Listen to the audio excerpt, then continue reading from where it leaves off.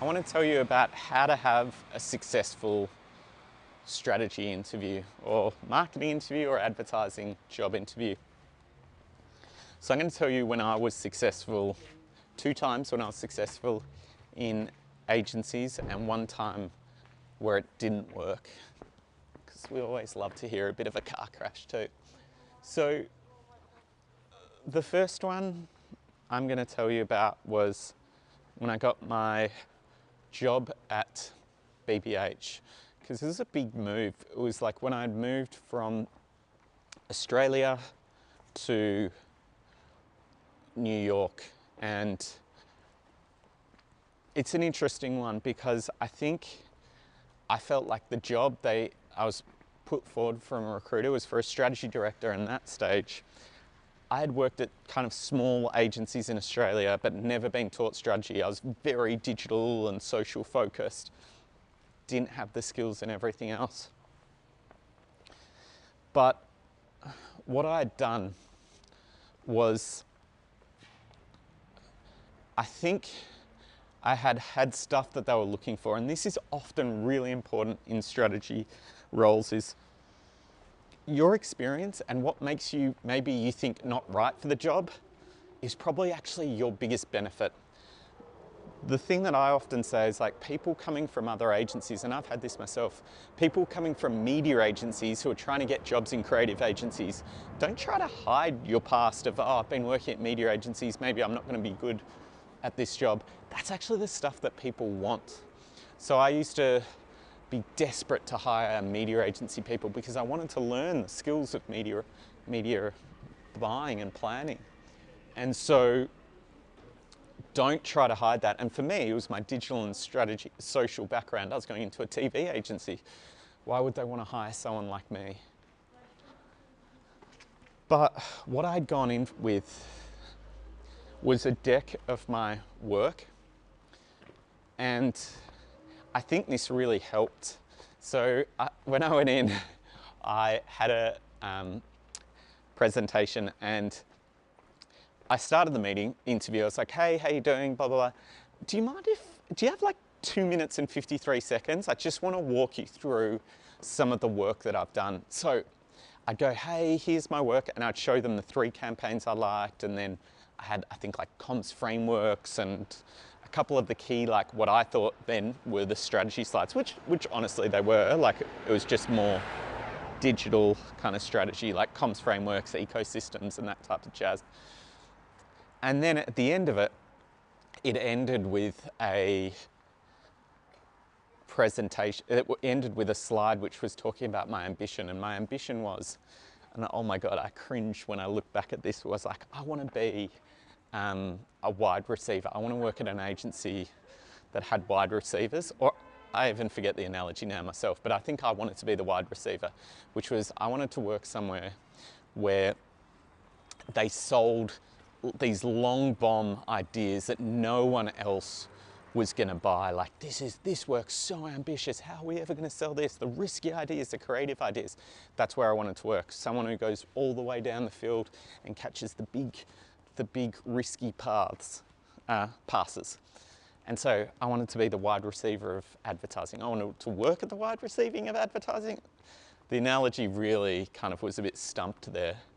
But I think what it did is, the great thing about that is I was able to show my skills off and also let them know my intention of what I was looking for. And if anyone's interviewed in America, you know, do you interview about 12 different people interview you before you get a job? So, oh my God, I was going around with this presentation, whoop, whoop, whoop, presenting it to everyone. But I think that that's a real key. You really need to, and I stress this to all the Strategy Finishing School members, get on the front foot. Don't talk about strategy, or don't talk about how much you want to work in strategy. What you actually want to do, oh, sorry, bit of wind. What you actually want to do is show your work, because there's so many people who say, oh, I'm really keen on strategy, or I really love strategy, but it's actually showing your work that's going to be like the biggest difference for you. That's what's actually going to get you hired. So doing that and getting on the front foot, because there's so many times I've been on the other side of it, of interviewing people, and I'm just like, I don't know if they're actually good or not. So that was really, really good. Yeah, and I got the job, and I was lucky. I feel like I did land somewhere where they had the wide receivers, because they produced such good work. So the year I was there, they did this Google Dear Sophie ad, which was like one of the first ads that was the real tearjerker emotion type of ads. They did Axe Susan Glenn, where in one ad, they changed the reputation of Axe. And then we did the PlayStation work, which was honestly, as a group of work, the best work of my career. So first bit of advice, have a portfolio in your pocket. Get some way where you can get your strategy onto the table. Oh my God, the Lisbon Hills are killing me. I'm like out of breath. I'm coming back though, don't worry. We're on to number 2. Number 2 was, again, a successful interview, then we'll go to the car crash, was the interview for BBDO. Now, I think understanding beforehand what they're looking for, or how you fit into this agency, is really important, and having your story lined up to why you want to work there. So for me, I met with the Chief Strategy Officer, and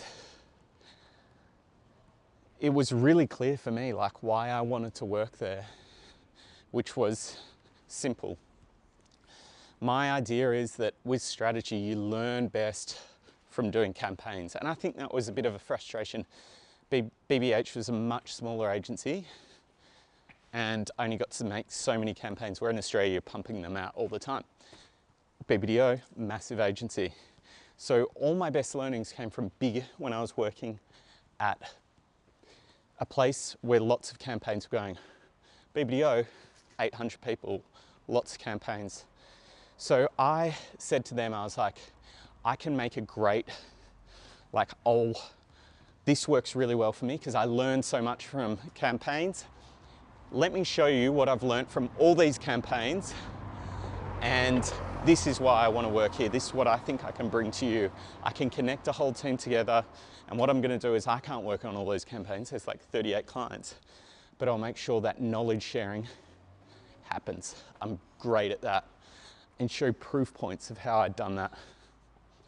And I think that was the thing that changed. So the second thing is, have the clear story of why this aligns with my values or your values, their organization aligns with your values, and how that's going to help them. Because I was an expert in this, and then I'll be able to help you.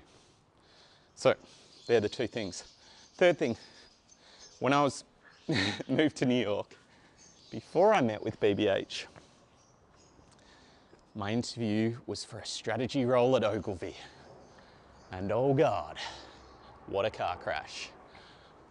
Man, I got in there and they just grilled me. The guy just grilled me. He's like, what's your definition of a strategy? Guy had been self-taught in strategy. I had no fucking idea. I had no answer.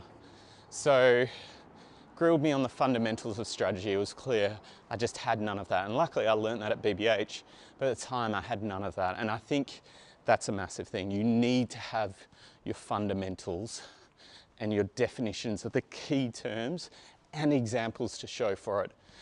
That also made me realize I needed to dictate the meeting myself. And that's when I actually built out the deck, the wide receiver deck, as we'll call it. But yeah, fuck, that was a bomb, absolute bomb. Hope that helps. Let me know if you've got any questions or things you want me to cover. Until then, ciao, ciao.